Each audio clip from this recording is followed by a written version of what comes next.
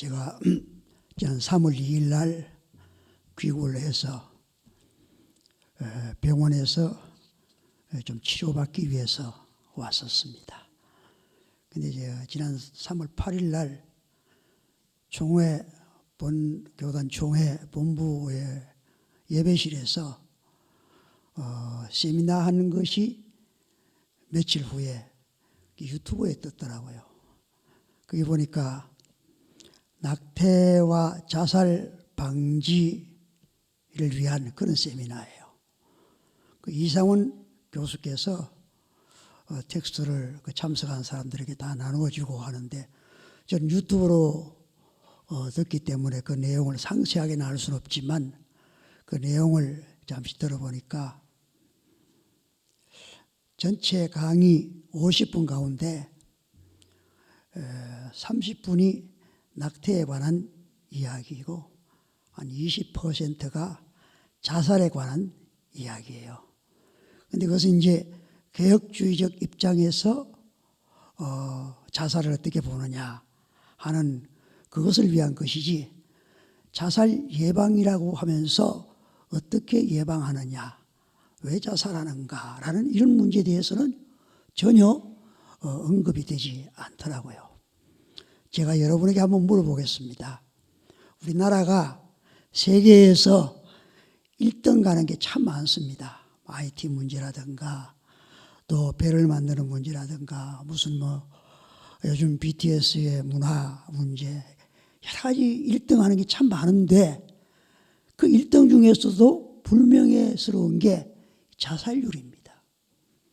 자살률이 OECD 국가 가운데 제일 높아요.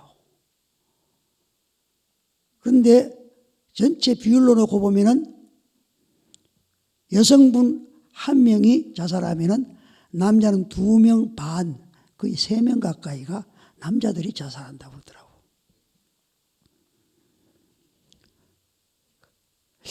한번 물어보겠습니다. 여러분 한번 생각해 보세요. 왜 자살합니까? 이 세상에 태어나서 사는 것 자체가 얼마나 살만하고 귀하고 좋은 건데 왜 자살을 할까요?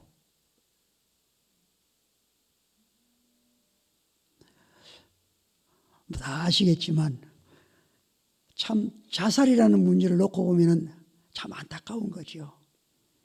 어떤 분은 내가 죽음으로 인하여서 모든 문제가 다 덮여진다. 심지어 재판받던 사람들도 내가 죽으면 공소권이 없어지기 때문에 문제가 다 사라지고 나 하나 죽으면은 이 모든 어려운 문제들이 해결된다고 생각합니다. 그러나 그런 반면에 너무 살기 어려워서 아이고 이제 이 세상 다 끝내자, 더 이상 희망이 없으니까 그렇게 자살하는 사람도 없지 않아 있어요. 이런저런 이유로 인하여서 불명예스럽게도 세계 제1위가 우리나라의 자살률이라는 겁니다. 자살.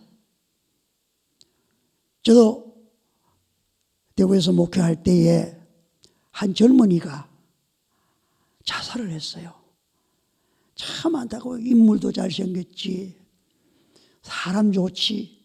그런데 그만 한 아가씨와의 이 결혼이 무산되니까 자살을 해버렸어요. 제가 거기서 뭘 어떻게 위로를 해야 될지 그 부모님한테 너무 미안하더라고요.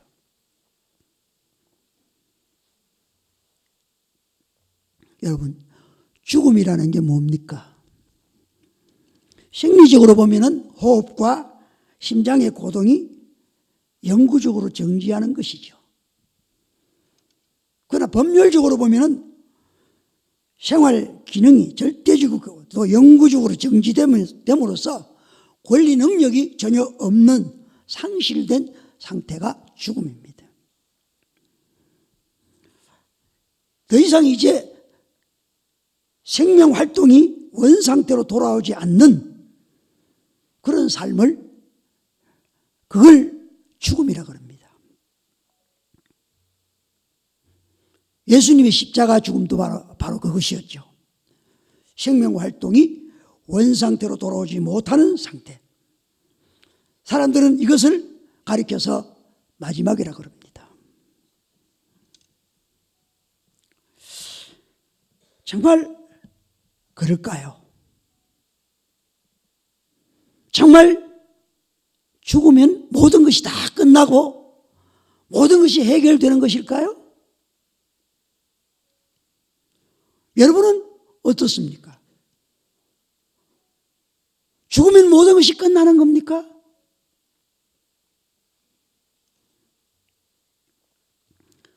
그 마지막이라는 단어를 어디에 두느냐에 따라서 근본적으로 삶이 달라집니다.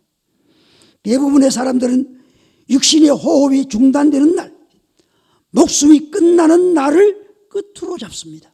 그게 마지막이다. 그래서 그때까지, 내 생명이 끝나는 그때까지만 잘 살면 된다. 그래서 사람들은 다 내 육체, 이 육신이 좋은 일만 하는 것입니다. 영광도, 풍요도, 권력도, 모든 즐거움도 육신의 것뿐입니다. 이런 사람들은 어떻게 살까요? 자신의 육신적 생명이 끝나는 것이 모든 것의 마지막이라고 생각하는 사람들은 갈라디아서 5장 19절 이하의 말씀처럼 살 겁니다. 육체의 일은 현저하니 곧 음행과 더러운 것과 호색과 우상 숭배와 술수와 원수 맺는 것과 분쟁과 시기와 분냄과 당 짓는 것과 불리함과 이단과 투기와 술 취함과 방탕함과 또 그와 같은 것들이라. 이게 죽으면 모든 것이 끝이다, 이게 마지막이다라고 생각하는 사람들의 삶이 바로 이런 삶입니다. 오늘 우리의 모습은 어떻습니까? 내 육신 편하자고 영을 죽이고 살겠습니까? 이렇게 살면 영적 삶의 준비를 못합니다. 참으로 육체의 죽음이 끝이 아닙니다. 영적 죽음이 끝입니다. 인생은 단막극이 아니고 두막입니다. 제가 금년 1월달 첫 주일에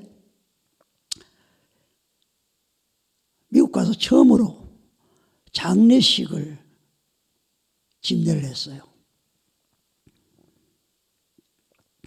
장로님, 권사님 부부 사시는 곳에서 권사님이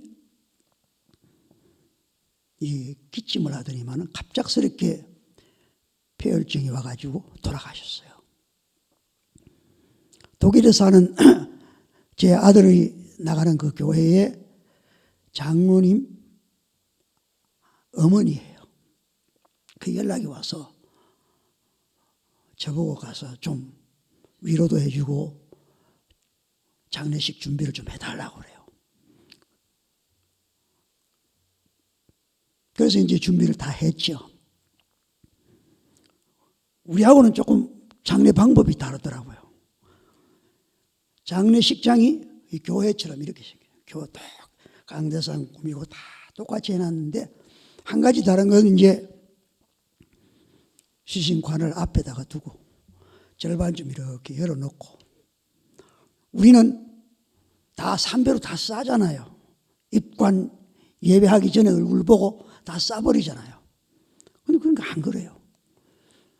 완전히 다 화장을 다 해서, 권사님 참 이쁘시던데 화장을 다 해가지고 그렇게 절반 열어놓고 예배를 드렸어요.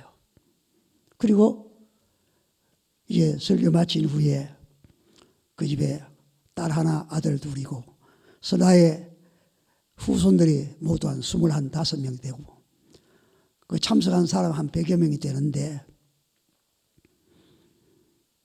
아들 둘이가 나와서 어머님을 위한 소망된 찬송을 부르더라고요. 어머니가 평소에 좋아하시던 거 한 곡, 그리고 천국에서 만나기를 간절히 소망하는 찬양을 부르더라고요. 그리고 손주들이 나와서 평소에 우리 할머니가 어떻게 나를 사랑했는지에 대해서 이렇게 나와서 간증을 하고, 그리고 이제 마지막에 그 장례식장 옆에 바로 이제 화장하는 곳이 있어가지고 갔는데, 우리나라보다도 화장 시간이 굉장히 길어요. 우리는 1시간 반만 하면 되는데 확실히 우리나라는 빨라요. 1시간 반만 하면 되는데 거기는 얼마나 걸리냐니까 8시간 걸린다는 거예요. 그래서 그러면 오늘 그러면 어떻게 다른 방법이 없네. 그러니까 오늘 해서 내일 아침에 와서 이게 처리해서, 그래서 이제 어머니의 소원대로 파커에 뿌리기로 했다고 그러대요. 굉장히 나는 그걸 보면서 그 장례를 집례하면서도 제가 기독교 목사고 참 내가 크리스찬이 됐다는 게 얼마나 감사한지 몰라요. 한국 사람들은 돌아가시고 뭐 화장장에 들어간다 뭐 이렇게 한다면 막 아이고 우는 게 먼저인데 소리가 커야, 우는 소리도 커야 된다고 생각하는데 그게 없어요. 다 기쁨으로. 그리고 꽃들 헌화를 하는데 꽃 화환 옆에 세워놓은 거 있잖아요. 그냥 거기서 뽑아가지고 붉은 꽃도 주고 흰 꽃도 얹고, 그래서 다 와서 그 마치 살아서 잠시 눈 감고 있는 그 모습 그대로 이렇게 다 바치고 가더라고요. 그 모습을 보면서 참 내가 하나님을 믿는 이 소망 중에 사는 게 얼마나 귀하다, 얼마나 잘했다, 얼마나 감사하다, 그걸 느꼈어요. 그렇습니다. 여러분, 우리는 육체의 죽음이 마지막이 아닙니다. 우리 인생은 단막극이 아닙니다. 히브리서 9장 27절에 한 번 죽는 것은 사람에게 정하신 것이요 그 후에는 심판이 있으리니 라고 했습니다. 심판은 새로운 삶의 시작입니다.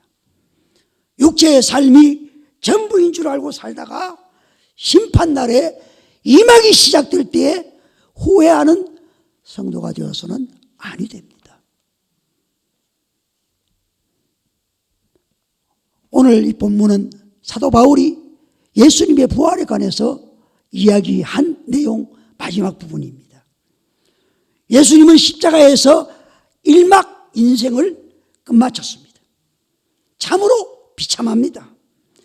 그분은 집 한 채도 없었습니다. 친구도 없고 아내도 없고 자녀도 없고 명예도 없습니다. 그는 십자가에서 얼마나 고통스러웠던지 이렇게 외쳤습니다. 나의 하나님, 나의 하나님, 어찌하여 나를 버리셨나이까. 육신적으로 말하면 이처럼 비참하고 불행한 인생이 또 있을까요? 그토록 열심히 따라다니는 제자들도 버렸습니다.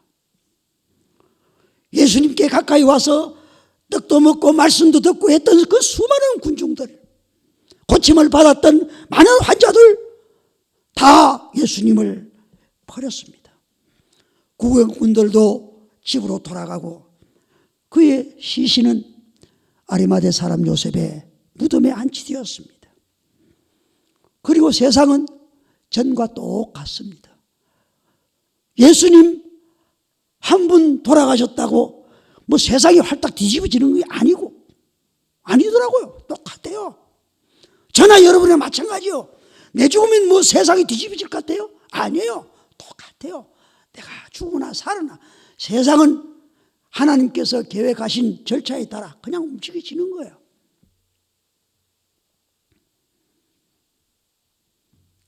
그리고 이제 그 다음 장면이 부활이잖아요. 모든 사람들은 육신의 죽음은 모든 대단원의 마지막이라고 생각했는데 그것이 아니라는 것을 증명한 사건이 부활 사건입니다. 정말 우리는 이 사실을 확신하고 살아야 됩니다. 아까 말씀드린 그 장례식에 그 장로님 가정은 그 부활을 소망하기 때문에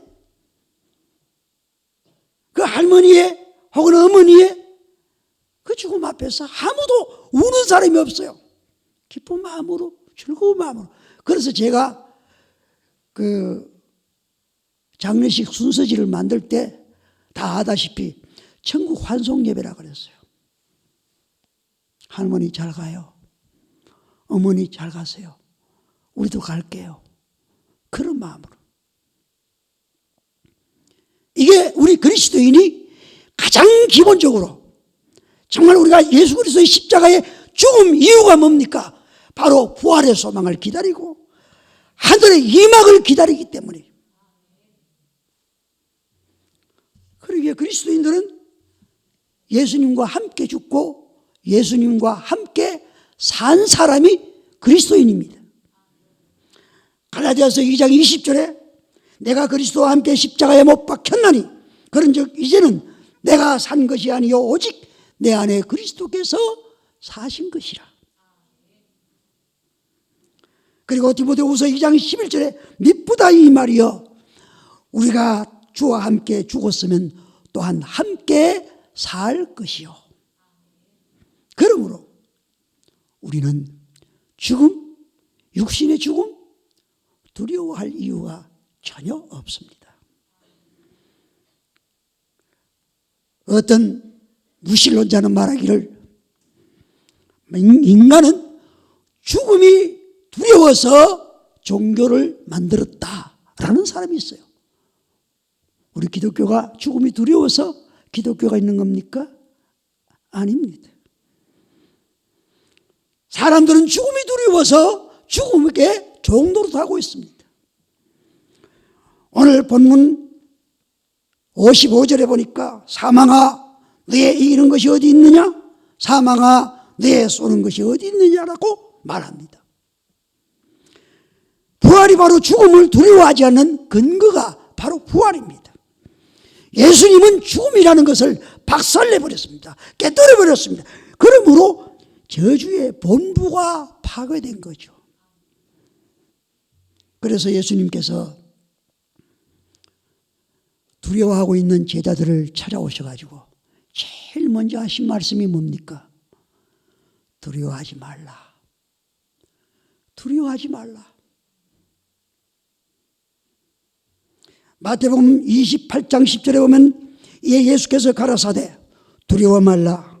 가서 내 형제들에게 갈릴리로 가라 하라. 거기서 나를 보리라 하시니라. 그리고 또 말씀하시기를 평안하라.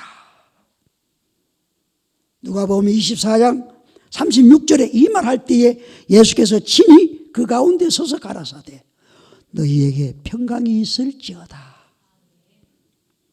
주님께서 말씀하셨습니다. 두려워하지 말라. 그리고 평안하라. 그렇습니다. 우리는 죽음 앞에 두려워하지 말아야 됩니다. 죽음은 잠시 하나님 앞에 가는 1막 끝나고 2막이 시작되는 게 죽음의 순간이에요. 그걸 알리는 것이 부활이에요. 오늘 우리는 그렇기 때문에 이 부활은 썩지 아니할 유업을 받는다고 본문은 말씀하고 있습니다. 50절 말씀을 보십시오. 형제들아 내가 이것을 말하노니 혈과 육은 하나님의 나라를 유업으로 받을 수 없고 또한 썩은 것은 썩지 아니할 것을 유업으로 받지 못하느니라. 참 재벌들 보니까 참 불쌍하더라고. 많은 돈들 엄청 수고하고 때로는 정부로부터 핍박받기도 하고 노동자들한테 물러가라 소리 들어가면서까지 열심히 돈을 수백조 벌어놓았는데 단돈 1전 하나 갖고 가는 사람이 없더라고. 보셨어요? 없어요.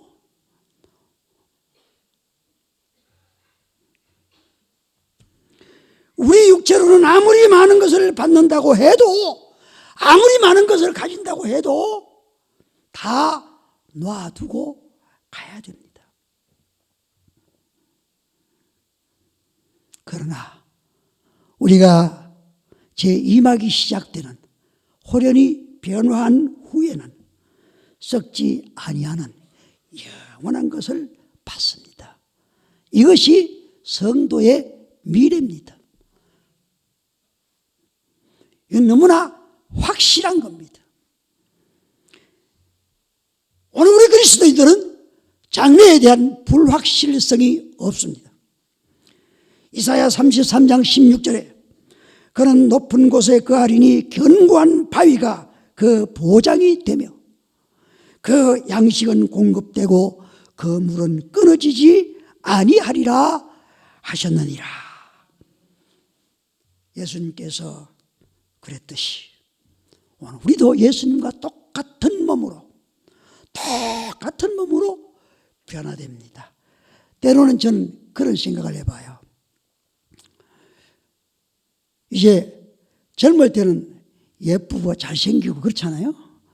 나이 80, 90 넘어가면은 이빨도 빠지고 눈도 흐려지고 때로는 살다 보면 다쳐서 몸이 성한 데가 없고 그런 모습으로 만약에 부활이 되겠나? 아니에요. 그런 모습 아니에요.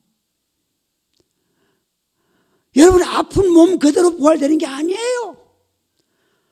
완전한 몸으로 부활된다는 것입니다. 오늘 본문을 보면 53절에 보니까 이 썩을 것이 반드시 썩지 아니할 것을 입겠고 이 죽을 것이 죽지 아니함을 입으리로다.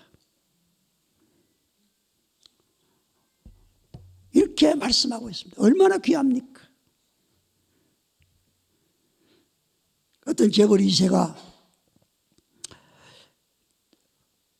그 기업을 받기 전에 아무도 모르게 다른 그 신입 사원들과 똑같이 시험 치고 그 회사에 들어갔습니다. 그가 아무도 회장의 아들인 줄 모릅니다. 상사가 그를 괴롭히기도 하고 부당한 요구를 하기도 하고 그렇지만은 그 마음속에 뭐가 있습니까? 나는 언젠간 이 모든 수습 기간이 끝나고 나면 아버지께로부터 이 회사를 물려받을 건데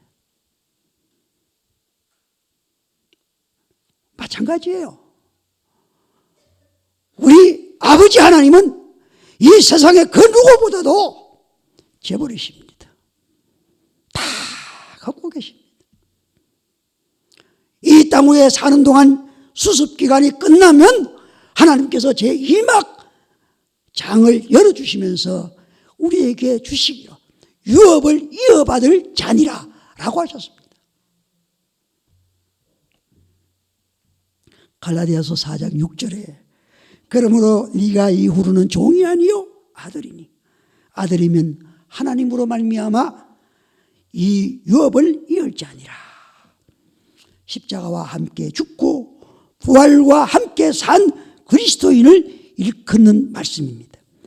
하나님께서 이 진짜 유업을 썩지 아니할 것으로 우리에게 주실 것입니다. 그렇습니다. 이제 우리는 시작입니다. 예수께서 무덤에 다 묻힌 다음에 빌라도의 봉인을 찍었습니다. 예수가 죽기를 그렇게도 바랬던 제사장, 세교관, 이스라엘의 장로들, 로마의 군병들, 사두개인들, 바리새인들, 예수님의 쭉 늘어진 시신을 바라보면서 이제 끝났다. 이제 지금부터 우리 세상이다. 그렇게 한 3년 동안 온 이스라엘을 돌아다니면서 무리를 일으켰던 예수라는 자가 죽었으니 이젠 다 끝났다 라고 생각했겠죠. 그러나 그게 아니었습니다. 예수님의 삶은 십자가의 죽음으로 끝난 게 아니라 그때가 바로 시작의 때였습니다. 십자가가 없으면 부활도 없습니다. 부활이 시작이라면 십자가야말로 삶의 발아침이요 출발점입니다. 지금 우리의 삶이 힘들고 어려움이 있습니까? 도저히 이래가 못 살겠다. 그렇게 생각하시는 분이 있습니까? 그래서 나도 아무개도 자살했던데 나도 할까? 그렇게 생각하십니까? 여러분, 그럴 필요 없어요. 하나님께서는 그게 끝이 아니라 그랬어요. 그게 끝이 아니에요. 진정한 그리스도인은 비록 썩을 몸을 입고 살고 있지만 그것을 심어 불멸의 상급으로 바꾸어 주십니다. 세상 사람들이 끝으로 보는 죽음이 우리에게는 또 다른 하나의 출발점이라는 게 얼마나 신기합니까? 이게 바로 은혜입니다. 이게 바로 그리스도인이 받는 복입니다. 저와 여러분은 이 은혜를 받고 이 은혜 속에 살고 있는 줄로 믿습니다. 제 아버지는 60을 채우지 못하시고 59에 돌아가셨거든요. 그 생각하면 지금 저는 76쯤 되니까 상당히 많이 살았잖아요. 그렇죠? 그런데 우리 어머니에 비해서는 아직 멀었어요. 어머니는 94세까지 사셨고 우리 장모님은 99세까지 사셨으니까 건강하게 사셨거든요. 그래서 나는 아직 좀 더 살아야 되고 제 이름도 또 장수잖아요. 저는 이름대로 살아야 되는데 여러분 아무리 운동하고 건강한 음식 먹고 한다고 해도 나이가 들면은 그 나이만큼 몸이 늙어요. 아무리 몸 쳐보세요. 아니에요. 그게 정상입니다. 나이가 들면 든 만큼 늙어 보이는 것이 정상이에요. 그렇잖아요. 어떤 분은 보니까 아주 얼굴은 아주 앳된데 목 부분이 보니까 벌써 늙은 표시가 나더라고요. 우울한데. 그렇잖아요. 그런 사람들한테 뜀뛰기 한번 시켜보세요. 한 2번 뛰기고 나면 어지럽다 그럽니다. 안 돼요. 우리는 하나님의 계획대로 일막 지금 다 끝나가고 있어요. 언제 끝날지 모르지만 그 끝나고 2막이 딱 시작되면 그 영광스러운 몸으로 썩지 아니할 것으로 하늘 바꿔주십니다. 사도 바울뿐만 아니라 많은 신앙의 선배들이 다 그걸 믿고 사셨습니다. 오늘 본문 58절에 그러므로 내 사랑하는 형제들아 견실하며 흔들리지 말고 항상 주의 일에 힘쓰는 자들이 되라. 여기 그러므로가 뭡니까? 그러므로 우리는 죽음이 끝이 아니다. 죽음이 마지막이 아니고 모든 것이 끝나는 게 아니다. 그러므로 우리는 어떻게 살아야 되느냐? 그게 바로 견실하고 흔들리지 말고 주의 일에 더욱 힘쓰는 자들이 되라. 왜? 마지막을 보십시오. 뭐라고 그랬습니까? 이는 너희 수고가 어떻다고요? 주 안에서 헛되지 않다. 옳습니다. 맞습니다. 우리가 주 안에서 이 믿음을 가지고 주의 일에 힘쓰는 자들이 되면은 결코 헛되지 않다고. 우리의 숨쉬는 거 하나까지도 세밀한 우리의 생각까지도 감찰하시는 하나님께서 결코 우리의 수고가 헛되지 않게 해주신다는 겁니다. 이 믿음으로 몸된 교회를 위해서 충성하시고 여러분과 제가 오늘 이 얼굴을 만나고 언제 또 만날지 모릅니다. 그러나 한 가지 자신은 있어요. 어디 있어요? 그렇죠.